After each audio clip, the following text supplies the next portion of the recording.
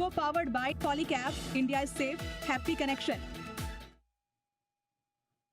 Sir कल आपको market में बड़े डेटा कौन से नजर आए? मार्केट के बड़े डेटा में देखिए 7 दिन में छठी बार कल निफ्टी नेगेटिव बंद होता दिखा है, नीचे बंद हुआ है।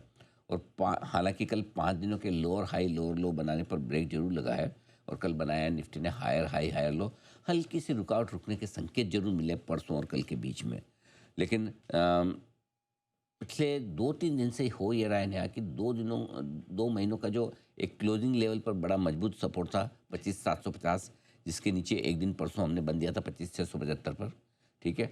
वापस से 25,750 के आसपास ही बंद होता हुआ दिख रहा है। कल भी 25,735 के आसपास बंद हुआ, तो कहीं ना कहीं 25,750 क्लोजिंग बेसिस पे एक बड़ा लेवल निकल कर आ रहा है। अब आइए निफ्टी में इंट्राडे।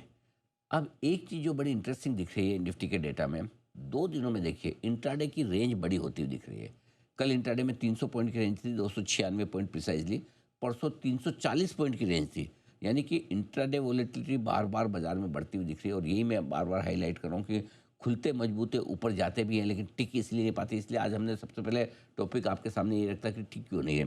तो अब इंट्राडे की रेंज जो बड़ी बनती दिख रही है, कहीं ना कहीं ये दिखा रही है कि ऊपर के लेवल पे कॉन्फिडेंस कम है। हाँ, नीचे थोड़ी खरीदारी आ रही है लेकिन टिक नहीं पा रहे हैं, ये कहानी होगी निफ्टी की। अब आइए बैंक निफ्टी, लगातार दूसरे दिन मजबूत है। 5 दिनों से लोअर लो जो बना रहा था बैंक निफ्टी, उस पर ब्रेक लगा है। ये अच्छी चीज़ है। कल इसने हायर हाई और हायर लो फिर से बनाया है बैंक निफ्टी ने, वो भी एक अच्छा संकेत है कि कम से कम थोड़ी सी अच्छी तेजी की संकेत आपको आते हुए नजर आ रहे हैं।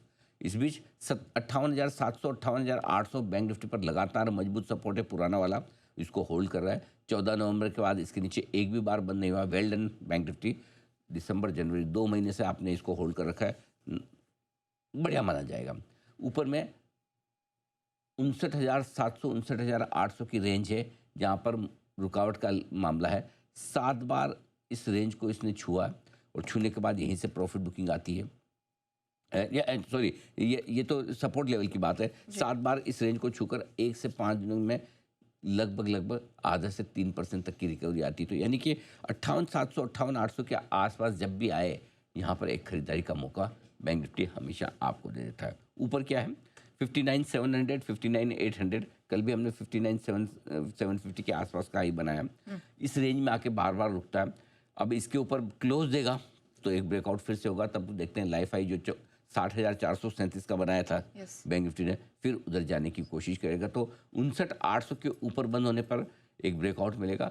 58,700 के नीचे बंद होने पर एक थोड़ी सी गिरावट का सामना बनेगा। ये 11,100 पॉइंट की रेंज बैंक निफ्टी के लिए हो गई इंपॉर्टेंट। ठीक है, ये बात हो गई सर निफ्टी बैंक निफ्टी की। लेकिन मिड कैप सेलेक्ट, इस पर हम एआई डेटा में लगातार फोकस कर रहे हैं, इसका मेक और ब्रेक लेवल कहाँ दिख रहा है? एक्चुअली ये बहुत ही इंपॉर्टेंट लेवल के आसपास आ चुका है हम मिड कैप सेलेक्ट इंडेक्स, और इसके डेटा समझना बहुत ज़रूरी है। कल जो बंद हुआ 0.35% गिरकर बंद हुआ 13,650 के आसपास, अपने 50 डीएमए के नीचे बंद हुआ है मिड कैप सेलेक्ट इंडेक्स। और 50 डीएमए कितना है, 13,800 के आसपास, वहाँ से 150 पर नीचे बंद हुआ है दूसरे दिन। लेकिन इसने हायर हाई हायर लो बनाया। अब इसके लिए कौन सा लेवल इंपॉर्टेंट है, जहाँ बंद हुआ है वहाँ से 150 पर नीचे, यानी कि 1%। आज देखिए मिड कैप इंडेक्स में अगर 1% की गिरावट होती है सेलेक्ट इंडेक्स में, तो वो बहुत इंपॉर्टेंट लेवल पर आ जाएगा, और वो लेवल है 13,500 का। क्या है वो इंपॉर्टेंस, 10 नवंबर 2025 से 7 बार 13,500 के करीब पहुंचा जरूर, लेकिन इसके नीचे बंद नहीं हुआ। सिमिलरली देखिए 10 नवंबर के आसपास बाद से बैंक निफ्टी भी बार 14 नवंबर से जैसे 58,700 800 पहुंचता है, नीचे बंद नहीं होता। सेम वैसे मिड कैप सेलेक्ट इंडेक्स भी 10 नवंबर से 7 बार 13,500 के करीब पहुंचा है, और अगले 6 दिनों के अंदर ही 1.5 से 3.5% की recovery mid cap select index ने दी है। तो 13,500 के ऊपर जब तक है, अब आप ये मान के चलिए बड़े सपोर्ट लेवल के आसपास अगर यहाँ से रिकवरी देने की कोशिश कर सकता है, तो अगर 1% और घटे मिड कैप सेलेक्ट इंडेक्स, तो आप वहाँ पर एक खरीदारी का मौका देख सकते हैं, बशर्ते कि 13,500 के नीचे बंद होता दिखे तो उसे स्टॉप लॉस मानकर ट्रिगर कर लें। अदरवाइज आपको एक उछाल मिड कैप सेलेक्ट इंडेक्स दे सकता है। मैं क्यों कह रहा हूँ मिड कैप सेलेक्ट इंडेक्स, उसका भी कारण है। कारण ये है नेहा कि mid cap select index futures में है, आप चाहें तो ट्रेड कर सकते हैं। मिड कैप 100 फ्यूचर्स में नहीं है, हाँ। मिड कैप सेलेक्ट है, तो मिड कैप सेलेक्ट इंडेक्स में 13,500 का लेवल गोड के पीछे जाइए, यहाँ से 1.5% नीचे करीबन 1%, 150 पर नीचे करीबन 1%। अब आइए स्मॉल कैप इंडेक्स।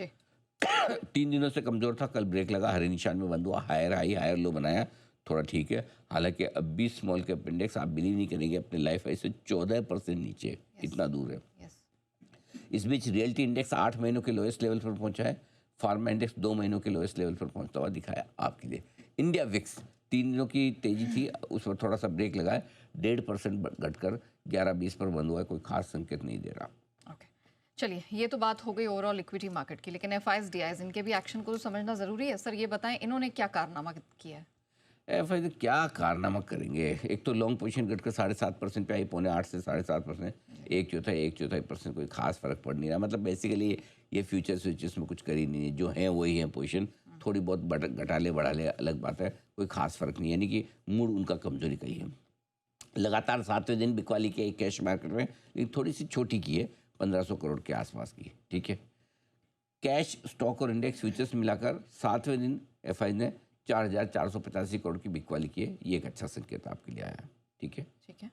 अब आ जाइए घरेलू फंड्स, लगातार 96वें दिन इन्होंने 1182 करोड़ की खरीदारी की है, ये आपके लिए एफआई और घरेलू फंड के बिग डेटा। ऑलराइट, चलिए अब बढ़ते हैं आगे ग्लोबल मार्केट के बिग डेटा की तरफ। सर बताएं इक्विटी, कमोडिटी, कहाँ कहाँ एक्शन आपको दिखा? सब जगह दिख रहा है एक्शन, आप जहाँ बोलो वहाँ एक्शन है। अमेरिका की 3 दिनों की रिकॉर्ड तोड़ रैली पर ब्रेक लगाए, 3 दिन से आपके रिकॉर्ड बन रहे थे डाउन S&P में। हाँ, रसेल 2000 जरूर कल भी लाइफ हाई बनाते हुए दिखा लगातार चौथे दिन, लेकिन जो रिकॉर्ड बनाया वो काबिल तारीफ हमारे दोस्त जापान का है।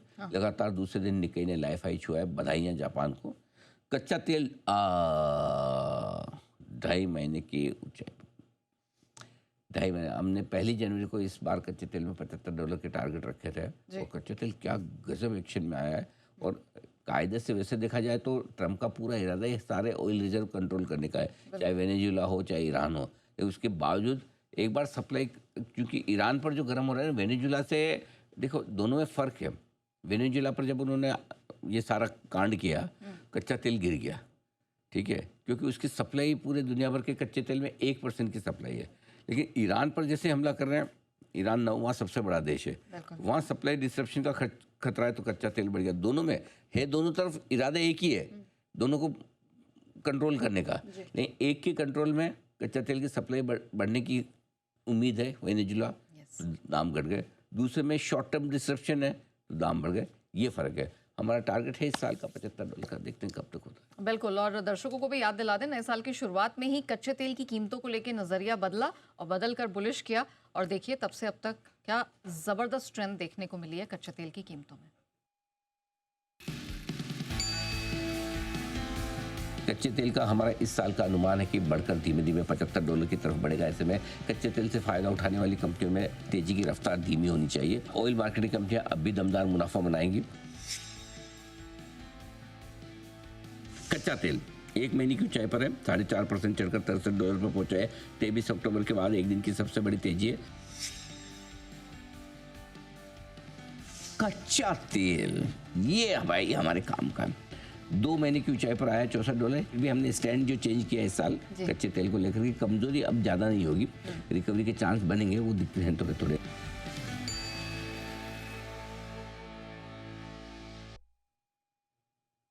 सर बताइए क्रूड में ये चाल आगे भी इसी प्रकार जारी रहने वाली है? देखिए, वन साइडेड एक तरफा तेजी नहीं होगी कच्चे तेल में, लेकिन एक चीज़ क्लियर है कि $58-60 का जो लो पिछले साल हमने बनाया था, वहाँ से बहुत ज़्यादा गिरने की जगह अब कम बची है।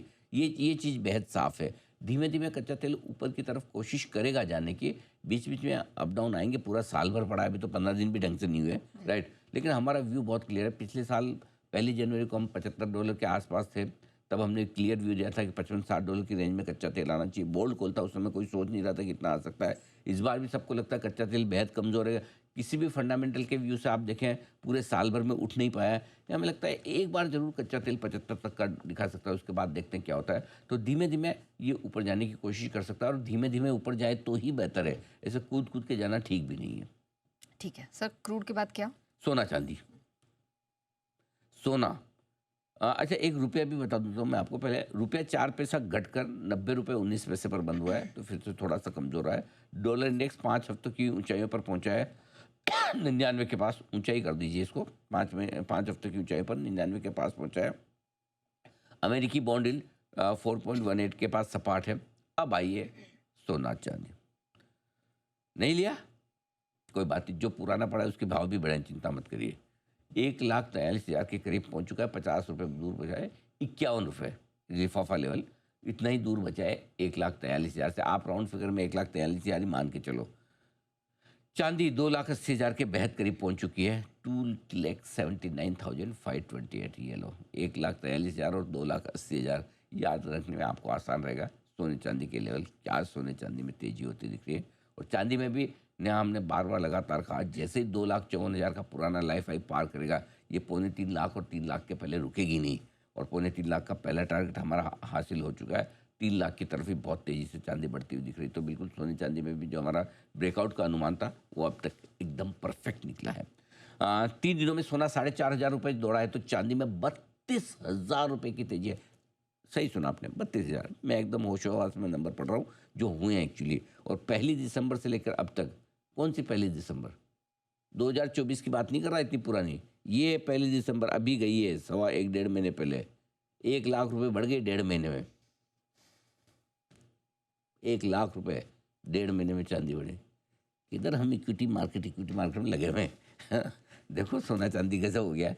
कॉपर फिर से लाइफ हाई के पास पहुंच गया है, $200 दूर बचा है। एल्यूमिनियम लगातार चौथे दिन मजबूत है, अप्रैल 2022 की ऊंचाई पर है। जिंक लेड लगातार तीसरे दिन मजबूत है।